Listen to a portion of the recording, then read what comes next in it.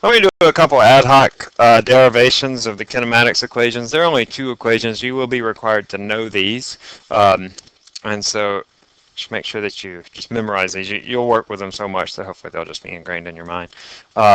And we'll also use them in a variety of different ways where we do simple substitution to determine certain variables. So this will jog your memory on algebra. If you're having trouble with the algebra, then please do come see me. I'm not going to spend a lot of time here on it, but if you have trouble, then please contact me. Either come into my office, phone me, email me, whatever way you can, and we'll get you up to track. All right, so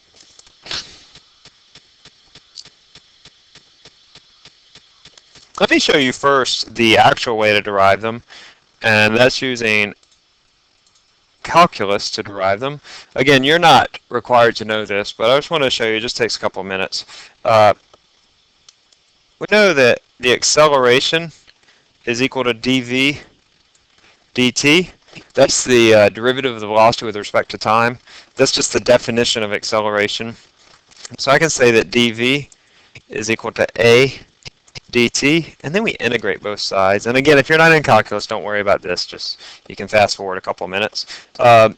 So if I integrate both sides, I get v is equal to at, and then I have to add what we call an integration constant. You should have seen this in your math 166, calc 2, where you have to add this integration constant. That's an initial condition, and it just asks what is the initial condition of the velocity in this case, because that's the variable that I'm integrating over. So my initial condition is just my initial velocity.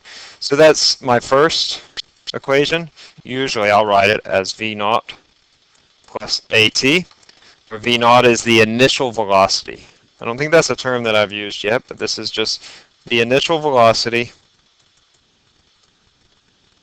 Naught means at time 0, at t equals 0. So anytime you see that O, you think of it as a 0, and that's the time. Then we go with the other definition, that is that v is equal to dx dt. V is equal to dx dt. I do a similar thing, dx is equal to v dt. I substitute this in for v and integrate. I'm going to skip those steps here, and I get x is equal to x naught. X naught is my integration constant, plus v naught t plus 1/2 at squared. That just comes from integrating both sides here and substituting that in for v. That is my second equation of kinematics. X naught is my initial position. That's going to usually be 0, almost always equal to 0. All right, so usually when I write this, I'll just leave that off, though you need to understand that that's always assumed that my initial position is 0. V naught is our initial velocity, t is our time, a is acceleration. There's a more ad hoc derivation of this, where I say that my average acceleration is equal to my instantaneous acceleration, and that is to say that it's constant. I've already seen that before.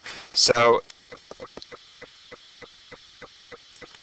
then if that's true, based on my definition of average acceleration and average, then I can say that my instantaneous acceleration is delta v over t. That's vf minus v naught over t. All right, and I rewrite this, and I get a term for v is v naught plus at. Make another notation here.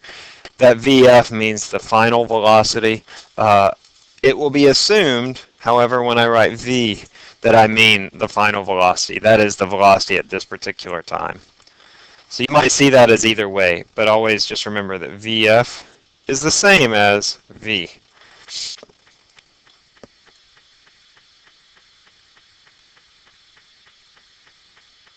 All right, in a similar way,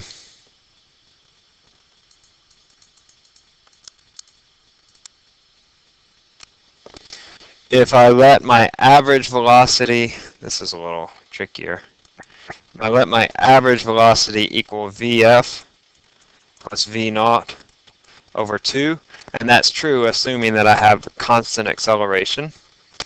Also by definition, my average velocity is xf minus x naught over 2. I can combine these two equations, set them both equal to one another. And if I solve that for x, set those two equal and solve for x, I get x equals x naught plus v naught t plus 1/2 at squared. So this is sort of an ad hoc algebraic derivation, and it assumes that a equals the instantaneous equals the average acceleration. You're not going to be quizzed on it, but some people like to know where these things come from. So we'll pause there for a moment.